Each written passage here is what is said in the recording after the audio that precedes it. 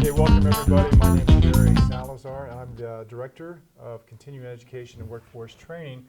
Welcome to the Sweet CEWT podcast. We're glad to have you joining us. This is part of our continuing education community outreach, where we introduce very interesting members from our community, from our region, who have some relationship to business, to entrepreneurship, to health, or to maybe some of the classes that we teach. And the classes we teach, of course, are non-credit side. We work with workforce training opportunities, apprenticeship opportunities, businesses, and the such. So thank you for joining us. Today we're going to be talking to Denis Clijsters, who is the co-owner of Station Square in Old Town Pocatello. And we'll be talking with him about that, as well as other initiatives. I understand he's a very, very entrepreneurial guy, so I'm looking forward to a great time with him. You know, somebody forgot to tell me to turn on the timer. So we're going to get it right one of these days. Yeah, so this kind of conversation is intended to be very conversational. We'll focus on what's of interest coming out of the conversation, focus on Denis a little bit, but at the end of 20 minutes, and you saw me turn the timer on, we're done. So no matter where we are, we wrap it up at that point. So thank you for being a part of this. Let's begin. So welcome, Denis. Thank you for joining us. Would you share a little bit about your background, because you're clearly not from here? Yeah, no. Well, thanks for having me here. I'm from Belgium, so before people start questioning where is that accent coming from, I don't know where the accent comes from, because I learned English all over the place a little bit, including school, so they probably have a little bit of everything. Before living in the US, I lived in China, a while in Thailand, 3 years in India, also Pakistan shortly, and then in California. I was there for a tech startup, and then eventually decided to move into real estate, a smaller town, taking life a little easier, and then ended up in Pocatello. Wow. So I have some aspects of my English from all over the place. You have moved around a lot. So you were born over in Belgium. In Belgium, and born and raised, Okay. basically. So I went to university in Antwerp, University of Antwerp, but that was an exchange that brought me to China. So I was only there 6 months, and then going to China really gave me the taste of living outside of Europe or outside of the West. And yeah, I didn't want to go back. What was your major that got you over there on an exchange? I was doing business administration, so that was so in Europe we have Erasmus, which is exchanges within Europe, and I was in the Erasmus Mundus project, which is exchanges with universities outside of Europe. In my case, with Huachong Chitashwe, which is in Wuhan. In Wuhan. So did you learn some Chinese while you were there as well? Yeah, and I forgot about it afterwards. We had about 10 hours of classes a week and at least 10-20 hours of homework, copying signs and everything. We needed it because in Wuhan it's not Shanghai or Beijing, so nobody speaks English, and those who do speak English I didn't always know which language they're speaking. So. Oh, how interesting. What a wonderful experience for that. But then you go from China back to Europe, or then did you go to India? No, I went then back to Europe, had to complete my university, and then I did with ISEC, International Student Association. They're all over the world. I don't think they're in Pocatello. No, I'm not sure either. We should get a chapter here, but they organize internships all over the world, be it either developmental or teaching or management traineeships, and I was doing traineeships. And ended with them in Bangkok for the Chamber of Commerce. So I was working in the Dutch embassy. It's a little bit like an American working in a Canadian embassy, so it's pretty fun. Bangkok. In Bangkok makes it even more crazy. I've spent some time in Bangkok. This is a wild shot. Did you know a place called Nick's Market, Fish Market? Nick's Tavern, something like that. Fantastic restaurant. He's an Australian, and I don't recall. big on fish deals. Okay, just a shot in the dark there. It's been a while ago. Yeah. All right. Well, awesome. And Pakistan. What were you doing in Pakistan? That was again ISEC. I just liked it so much doing those management traineeships. First, I worked for the South Asian Federation of Exchanges, so the stock exchanges of South Asia. So they had their main office in Islamabad.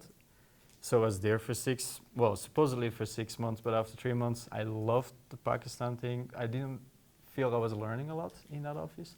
And the director of that office said, well, I'm also the director and the general manager of the Lahore Stock Exchange, which is the second biggest city and more thriving city in Pakistan. So then I completed my internship in Lahore. Fascinating. So, A world traveler. A little bit. A world traveler who ends up in Pocatello. So after all of the Asian travel, you went to California, I heard you say. Correct. And you're doing some work in California. What was that exactly? So after Pakistan, I first went to work for a Belgian company in India, and there I met American people, and we had the idea to start a tech startup. A tech startup. Yeah. What kind of tech startup? We had an online platform for industrial sourcing for manufacturing firms, and most of the other co-founders were all American. So we went forth and back between the United States, and towards the end, and India, and towards the end, I ended up spending more time in California, till we decided to wrap up because it was very hard. Very hard. We're in California. Are you talking The about Bay Area. Bay Area? Yeah. Okay. Wow. That's pretty intense. What a fantastic journey you've had. And you left California, you wanted to go into real estate, I think you said, and something Correct. a little bit smaller in town size. What brought you to Pocatello? I have family in Salt Lake City, so I have an Okay. aunt and an uncle living there. I know my cousins very well, so I spent the time with them, and I was looking in the area over there. And then I got to know more about Idaho, and that Idaho was picking up, was growing, and more businesses were moving here, and also it was still more affordable to move into. Sure. In Salt Lake City, I think some people call that the different Silicon Valley. It's Silicon Slopes. Yeah. Silicon Valley is over there, and it's very, very busy, and so more and more companies are looking beyond that. Yeah. And what's cool about Pocatello, for those who aren't aware, is we're kind of ideally situated, of course, the gateway to the west, but we're about 200 miles from Boise, a major urban industrial area, and there's a lot of high tech there, and we're just south of us, 150, 200 miles, is Salt Lake City, and another high tech area. So we are very nicely located between both of those, and that is kind of an attractant to many people to come here. Yeah. Plus, it's a lower cost. It's next to a couple of major highways, and it's a lot of folks who want to come and retire here, and we have some new developments coming in as well. So those attracted you to come here? Absolutely. Yeah, absolutely. Just knowing it's on the main intersection, also logistically towards the rail networks as well. So it's not just the highways, and knowing that those two metropolises are growing and growing. Pocatello, one day or the other, had to start catching up. Yeah. I believe so. So real estate prices are looking good, and we're talking about commercial real estate? Correct. All right. Yeah. So you scoped this out, you chose Pocatello. How long have you been here? 2.5 years, close to 3 years. Okay. Yeah. Still enjoying it? Yeah, absolutely. All right. So now let's talk about some of these businesses that you're involved with here. You're an entrepreneur, and clearly your journey seems to be trying lots of different things, things that are producing some kind of either deliverable or a service, it seems to be. But you have a major event going on here downtown, Old Town Pocatello. Yeah. Would you tell us a little bit about that? I won't surprise the audience. You get to tell. Yeah. It's Station Square you're talking Yes, it about. is. Okay. Yeah, so Station Square is the second building we acquired here a year and a half ago, I think. A little more than that. And there was a lot of vacancies when we got into the building. But it was a beautiful building. It was also well maintained by the previous owners. And one idea I always had was like, what I really missed from the Bay Area moving here, or even from the short time I was in Salt Lake City, was those kind of co-working spaces or entrepreneurial networks. So if you have an idea, where do you go? Like, yes, we have a small business administration, we have a chamber of commerce, et cetera, Bannock Development Corporation, you name it. They all help you somewhere along the line, but there is not really one place where, like, you want to work there, you have maybe someone else sitting next to you who is working on its own project, and you want to get advice or shared resources, those kind of things. It isn't there. All the other organizations, like, you're still working from home, You maybe call them, maybe they'll help, maybe they'll have a meeting next week, and then you go back home. And what I really missed was a network or a place, a hub, where all those people are together. And since there was quite a lot of vacancy at that time, and still at the mezzanine level in Station Square, we're like, why don't we just do it there? The building is really built for that. Like, it's an open area in the middle. It's more like a community building. It's not a classic office space where you have a couple floors of offices and that's it. So you had this idea after you saw the building, or were you looking for a building that fit the idea? Afterwards. I mean, I always missed that community network, but I went in the building, to be honest, mainly because there's residential potential upstairs. I wasn't really looking for a commercial building, but for multifamilies. But when I saw the buildings, like, okay, there's so many things we can do with it, with the commercial area. And then later the idea of the co-working came, we should do it in here.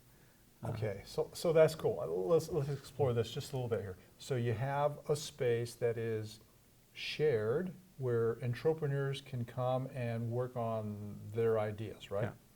So in my mind, I'm seeing a couple of tables with people sitting at the tables, maybe with small teams, and they're talking amongst themselves, and suddenly somebody says, geez, I don't know about that. Let me ask somebody. Yeah. And they go, hey, do you know something about this? So if you work for a company, you have co-workers, you have colleagues. So if you have a question in your company, usually you can get your way around by asking someone who's next to you. But if you're an entrepreneur, you're yourself. So who do you ask? Like your mom, or so you don't always have someone to ask, but other people, like you may be working on a website and someone else may be doing product development, something completely different. But you're still starting a business, you're still going through a lot of similar things. You have to set up sales channels, I don't know, like a lot of different things. You need to get your accounting, your taxes done. A lot of things are still similar that you can still like, hey, so who did you use for accounting? I'm kind of stuck here with this QuickBooks thing. Or what did you do in that case? How did you set up your website, even though you're working on a different project? So somebody there who's a like entrepreneur, maybe a different field or area, might have the opportunity to talk about, I had a similar problem, this is who I used.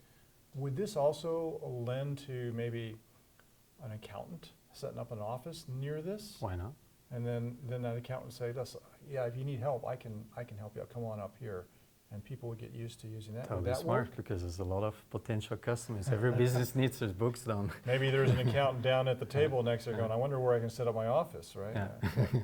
So would this lend itself to any kind of tech where you had to develop a product?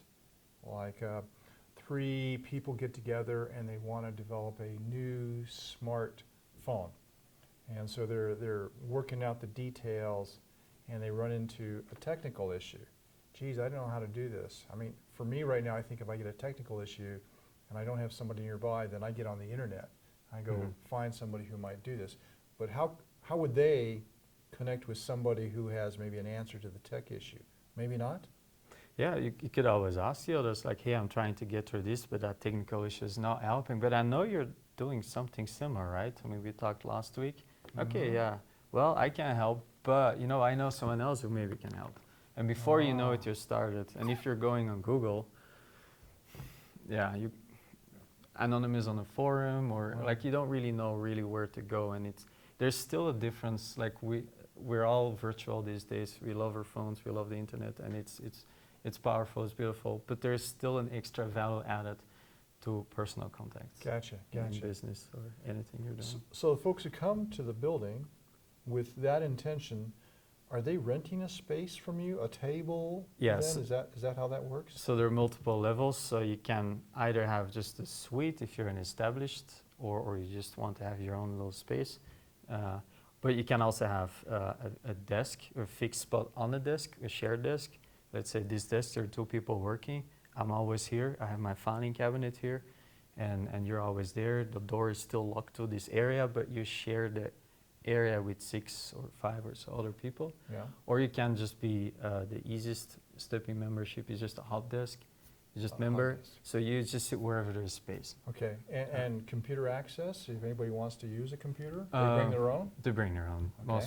These days, everyone wants their own laptop. They want all their software, everything they're doing is already set up on their laptop. They're on the laptop or their watch, right? Or their Paul? watch. Yeah, I Working gotcha. on your watch. Okay, But all there, right. there will be Wi-Fi and all those things. So basically, whatever you're paying, that's it. It's Yeah. not like with a classic rent. Okay, that's the rent. Oh yeah, by the way, you have to get gas, you have to get electrical, you have to do this. No, internet.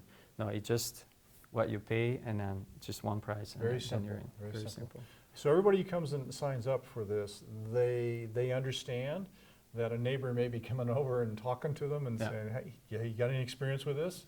Like, they can do the same thing. They all know that in advance, right? Yeah, they know that. Yeah, yeah. Okay, so how's this going so far? Are you getting Yeah. some people who are We starting haven't to come in? officially fully launched it, so we Oh, launched okay. the idea here. But even then, still, I think we have now 5 people that just moved in the past month, Okay, and we're still working out, finishing up the room. Some lights need to be updated, some areas, locks have to be changed. There's a few things that we still have to change. okay. Um, Well, would there be room to teach a class there? I'm Yeah. thinking about us guys. You know, Yeah. could we teach a class there? We just finished the conference room, almost finished, but it's usable to this point. And we had 2 days ago the first event that was over there, the Toastmasters. I'm not sure if anyone is familiar with Toastmasters. Mhm. So they moved into Station Square. They were in the Museum of Clean before, and they had the first event in our conference room. And Nice. that room, you can get to 20, 25. 20, 25 people. Yeah. So that'd make a nice classroom. Yeah. So we might be able to do something like with an emotional intelligence class or something that you and I talked earlier, you know, Angie Lyon Yeah. is kind of one of those moderators for that course. You know, Uh-huh. if we decide to say, yeah, we want to do this, that might be a place that we Absolutely. can rent from you. Yeah, absolutely. Or anybody else could rent that from Anyone, you, right? yeah. So the people with a co-working membership or space, they have their space, they have the internet access to everything, and then there are also meeting rooms. So like if you're having meetings scheduled with a potential client or investor, you don't want to always meet in a coffee shop, then there will be a meeting room so it looks more professional. Well, we're all about professional since we hold our meetings in a kitchen, you know. So maybe we ought to consider this. All right. Well, that's a great idea. Was this something you saw when you were traveling, or is this big in Europe? It's also big in the US too. I definitely learned more about this when I was in the Bay Area. In the Bay But I Area? know there was in Antwerp, we have 1 or 2 of those. In other cities they were all bigger cities, so it makes sense that they had it. But in the Bay Area, they had many, like every street corner had another co-working space. Everyone has their own startup pretty much Wow. in San Francisco Bay Area. So that was very common sense. And also if you were looking for funding or for other ideas, they all organize events, and we also plan to we now have only 2 events a month, but we plan to organize more events to really do community building. And it's very easy, it's very open. Like if you're looking for investors, but you don't know anyone, you just knock to them, hey, I have this idea. Oh yeah, come back next week, we have a pitch event. Okay, they'll come and then they can pitch it. And before they know, someone sits in the room, okay, I'm not really financially interested, but you know what, I'm gonna hook you up with that person. Or before you know it, your idea gets much further in a network like that. So that's fascinating. Yeah. So I can see that you're working towards, you know, getting this going here. What other challenges are you seeing as an entrepreneur with this business now? What are your challenges in making this work? Teaching the community what it is. Okay, so this can help. Yeah, so Right, when talking in Pocatello about this co-working idea, a lot of people are like, but what's the point? Why should I mean, I can work from home, it's free. And I got my couch there and everything. Yeah, well, and your TV and everything too, right? And your dog who's The barking. distractors. Exactly, distractors. Or I can go to a coffee shop. Well, fine, but do the math. A latte and another cappuccino, maybe a little piece of bread, something. I mean, at the end, you're spending $20 a day. So, or $10 a day. So all those costs add up, and then you're going to the bathroom. Are you going to take your laptop with you, or are you going to leave it? You trust it? So there are all those things that people don't factor in. And with the fees we're having, it's like a hot desk is $50 a month. That's just really nothing. A fixed location on a desk is only $100 a month. You can leave your stuff there, you just go home. You don't always have to hold your laptop forth and back. And a suite kind of depends, 250, 350, depending what size you're getting. Right. But these are all like, if you do the math on a coffee shop, you're spending $300, $400, $500 a month. So, and then you have all the limitations with it. If you're staying at home, you may end up working only 1 hour a day. So there, from one perspective, this is could be looked at as, hey, I'm putting my work over here, and my home time is back here. And when I'm at home, I'm fully engaged because I'm doing all those other things I like to do. I'm not trying to work and do that. When I go to work, I don't have those distractions, so I'm fully engaged with work at that time. And now, by the way, I have these concentric circles of support around me, meaning my neighbors who are also doing the same thing. And so you're finding a lot of very like-minded people. Right. Can I ask, are you seeing any generational kinds of focus on this? Like, maybe the boomer group would not be as interested, but maybe so, if they're entrepreneurially inclined? It depends. Like, if I look at the ages we have now, we don't have too many of the millennials yet. Most of them are actually just not millennial anymore, and actually in the boomer, the boomer next, age group, So, I mean, it depends. Oh, geez, I'm so sorry, Dennis. That is our timer that's gone off. And you had a couple extra minutes because I didn't turn it on in time. Score. Now, we'd have to finish that perhaps on another podcast or some other time. Might be a part 2. Maybe a part 2. It sounds very fascinating. I want to thank Denis Clijsters for coming out. Thanks. The audience is very, very interested, so that's a cool thing. Maybe get Rob Lyon over. So he's I didn't mention that actually. He's your partner, huh? Yeah, he's my partner in this, the husband of Angie. Right. So maybe we can do something with him the next time. We'll keep that on the list. That goes on your list, Jason. I got him on. Okay, so thanks to Denis Clijsters for joining us today. We've had a very interesting entrepreneurial conversation with a very international man who's traveled a lot, and it's been fascinating. Thank you for sharing your time. For those who'd like to learn more about this, of course, you have the podcast. You can join into our newsletter. I hope you join us on cetrain.isu.edu. I have a question from the audience as I'm wrapping up. What? Dan, do you have a way of people contacting you if they're interested? Yes. Great question. What's the best way? I'll just give the phone number of the business. Please. Yeah, 801-386-9898. They can call that number. Okay, or if it doesn't work for some reason, feel free to call into CEWT or get onto our email, our website, and we'll hunt him down and we'll get you all in contact with him. Okay. I think that's it. Thank you for joining us today. This has been CEWT Talk. Have a great day. Thank you very much.